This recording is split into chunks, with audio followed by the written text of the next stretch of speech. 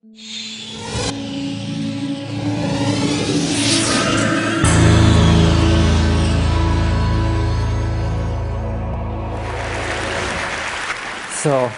I guess this is a result of globalization that you can find Coca-Cola tins on top of the Everest and Buddhist monk in Monterey. And so I just came 2 days ago from the Himalayas to your kind invitation, so I would like to invite you also for a while to the Himalayas themselves. And to show the place where meditators like me, who began with being a molecular biologist in Pasteur Institute and found their way to the mountains. So these are a few images I was lucky to take and be there. This is the Mount Kailash in eastern Tibet, wonderful setting. This is from Marlborough country.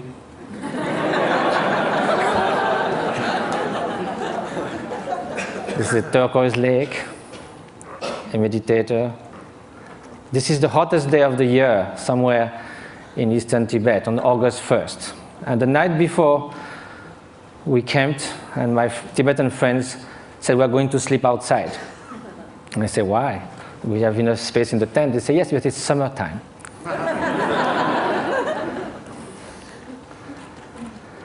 So now we are going to speak of happiness. As a Frenchman, I must say that there are a lot of French intellectuals that think happiness is not at all interesting.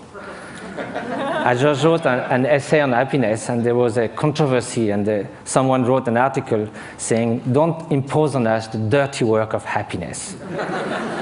We don't care about being happy. We need to live with passion. We like the ups and downs of life. We like our suffering because it's so good when it ceases for a while. This is what I see from the balcony of my hermitage in the Himalayas. It's about 2 meters by 3, and you are all welcome anytime.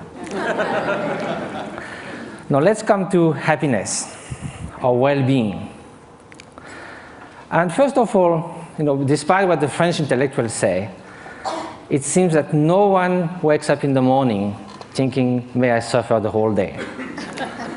Which means that somehow, consciously or not, directly or indirectly, in the short and the long term, whatever we do, whatever we hope, whatever we dream, somehow is related to a deep, profound desire for well-being or happiness. As Pascal said, even the one who hangs himself somehow is looking for a cessation for suffering. He finds no other way. But then if you look in the literature, East and West, you can find incredible diversity of definition of happiness. Some people say, can only be lived in remembering the past, imagining the future, never in the present. Some people say happiness is right now, is the quality of the freshness of the present moment. And that led to Henri Bergson, the French philosopher, to say all the great thinkers of humanity have left happiness in the vague, so that they could define, each of them could define in their own terms. Well, that will be fine if it was just a secondary preoccupation in life. But now, if it is something that's going to determine the quality of every instant of our life, then we better know what it is, have some clearer idea. And probably the fact that we don't know that is why so often, although we seek happiness, it seems we turn our back to it. Although we want to avoid suffering, it seems we are running someone towards it. And that also comes from some kind of confusions. One of the most common ones is happiness and pleasure. But if we look at the characteristic of those two, pleasure is contingent upon time, upon its object, upon the place. It is something that changes of nature. Beautiful chocolate cake, first serving is delicious, second one, not so much, then we feel disgust. That's the nature of things. We get tired. I used to be a fan of Bach. I used to play it on the guitar. I I can hear it 2, 3, 5 times. If I had to hear it 24 hours non-stop, it might be very tiring. If you are feeling very cold, you come near a fire, it's so wonderful. Then after some moments, you just go a little back and then it starts burning. It sort of uses itself as you experience it. And also, again, it can also, it's something that it is not something that is radiating outside. Like, you can feel intense pleasure, and some others around you can be suffering a lot. Now, what then will be happiness? And happiness, of course, is such a vague word. So let's say well-being. And so I think the best definition, according to the Buddhist view, is that well-being is not just a mere pleasurable sensation. It is a deep sense of serenity and fulfillment, a state that actually pervades and underlies all emotional states and all the joys of sorrows that can come one's way. Well, that might be surprising. Can we have this kind of well-being while being sad? In a way, why not? Because we are speaking at a different level. Look at the waves coming near the shore. When you are at the bottom of the wave, you hit the bottom. You hit the solid rock. When you are surfing on the top, you are all elated. So you go from elation to depression. There's no depth. Now, if you look at the high sea, there might be beautiful, calm ocean like a mirror. There might be storms, but the depth of the ocean is still there, unchanged. So now, how is that? It can only be a state of being, not just a fleeting emotion, sensation, even joy that can be the spring of happiness. But there's also wicked joy. You can rejoice in someone's suffering. So now, how do we proceed in our quest for happiness? Very often, we look outside. We think that if we could gather this and that, all the conditions, something like we say, everything to be happy, to have everything to be happy, that very sentence already bears the doom of destruction of happiness. To have everything. If we miss something, it collapses. And also when things go wrong, we're trying to fix things outside so much. But our control on the outer world is limited, temporary, and often illusory. So now look at the inner conditions. Aren't it stronger? Isn't it the mind that translates the outer condition into happiness and suffering? And isn't that stronger? We know by experience that we can be in what we call a little paradise and yet be completely unhappy within. The Dalai Lama was once in Portugal and there was a lot of construction going on everywhere. So one evening he said, look, you are doing all these things, but isn't it nice also to build something within? And he said, unless that, even you get a high-tech flat on the 100th floor of a super modern and comfortable building, if you are deeply unhappy within, all you are going to look for is a window from which to jump. So now, at the opposite, we know a lot of people who in very difficult circumstances manage to keep serenity, inner strength, inner freedom, confidence. So now if the inner conditions are stronger, of course the outer conditions do influence. And it's wonderful to live longer, healthier, to have access to information, education, to be able to travel, to have freedom. It's highly desirable. However, this is not enough. Those are just auxiliary help, conditions. The experience that translates everything is within the mind. So then when we ask oneself how to nurture the conditions for happiness, the inner conditions, and which are those which will undermine happiness. So then this needs to have some experience. We have to know from ourselves there are certain states of mind that are conducing to this flourishing, to this well-being, what the Greek call eudaimonia, flourishing. And there are some which are adverse to this well-being. And so if we look from our own experience, anger, hatred, jealousy, arrogance, obsessive desire, strong grasping, they don't leave us in such a good state after we have experienced it. And also they are detrimental to others' happiness. So we may consider that the more those are invading our mind, and like a chain reaction, the more we'll feel miserable, we'll feel tormented. At the opposite, everyone knows deep within that an act of selfish generosity, if from the distance, without anyone knowing anything about it, we could save a child's life, make someone happy. We don't need a recognition. We don't need any gratitude. Just the mere fact of doing that feels such a sense of adequation with our deep nature. And we would like to be like that all the time. So is that possible? To change our way of being, to transform one's mind? Are those negative emotions or destructive emotions inherent to the nature of mind? Is a change possible in our emotions, in our traits, in our moods? So for that we have to ask, what is the nature of mind? And if we look from the experiential point of view, there is a primary quality of consciousness. That is the mere fact to be cognitive, to be aware. Consciousness is like a mirror that allows all images to rise on it. You can have ugly faces, beautiful faces in the mirror. The mirror allows that, but the mirror is not tainted, is not modified, is not altered by those images. Likewise, behind every single thought, there is the bare consciousness, pure awareness. This is the nature.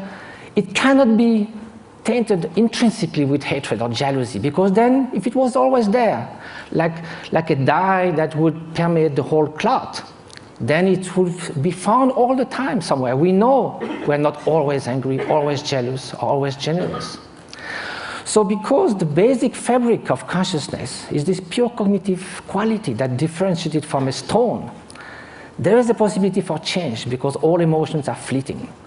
That is the ground for mind training. Mind training is based on the idea that two opposite mental factors cannot happen at the same time. You could go from love to hate, but you cannot at the same time, toward the same object, the same person, want to harm and want to do good. You cannot in the same gesture shake hand and give a blow. So there are natural antidotes to emotions that are destructive to our inner well-being. So that's a way to proceed. Rejoicing compared to jealousy, a kind of sense of inner freedom as opposite to intense grasping and obsession, benevolence, loving kindness against hatred. But of course, each emotion then would need a particular antidote. Another way is to try to find a general antidote to all emotions. And that's by looking at their very nature. Usually, when we feel annoyed, hatred, or upset with someone, or obsessed with something, the mind goes again and again to that object. Each time it goes to the object, it reinforces that obsession or that annoyance. So then it's a self-perpetuating process. So what we need to look now is, instead of looking outward, we look inward. Look at anger itself. It looks very menacing, like a billowing monsoon cloud, thunderstorm. But we think we could sit on the cloud, but if we go there, it's just mist.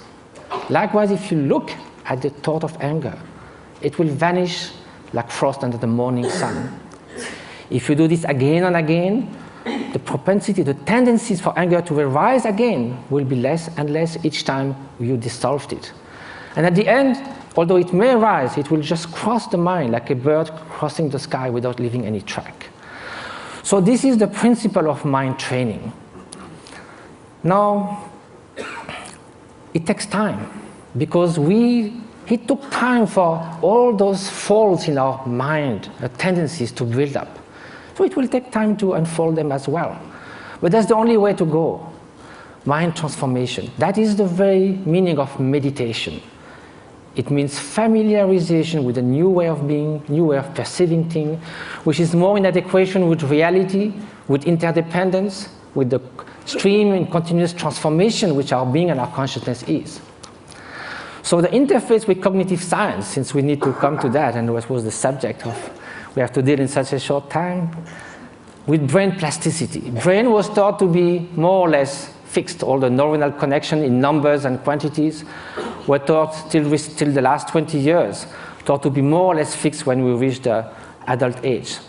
Now recently it has been found that it can change a lot. A violinist, as we heard, we have done 10,000 hours of violin practice. Some area that controls the movements of fingers in the brain change a lot. Increase and reinforcement of the synaptic connections.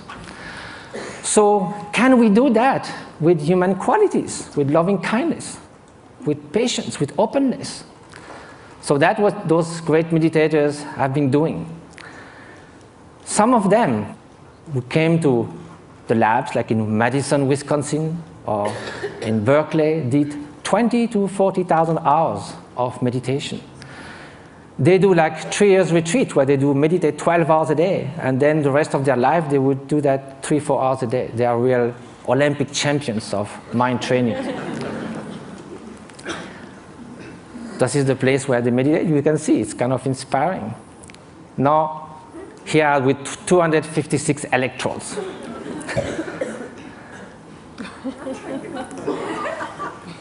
So what did they find? Of course, same thing, the scientific embargo. A paper has been submitted to Nature. Hopefully it will be accepted. It deals with the state of compassion, unconditional compassion. We ask meditators who have been doing that for years and years and years to put their mind in a state where there's nothing but loving kindness, total availability to sentient being. Of course, during the training, we do that with objects. We think of people suffering, we think of people we love, but at some point it can be a state which is all-pervading. Here's the preliminary result, which I can show because it's already been shown. The bell curve shows 150 controls. And what is being looked at is the difference between the right and the left frontal lobe. In very short, people who have more activity on the right side of the prefrontal cortex are more depressed, withdrawn, they don't describe a lot of positive affect.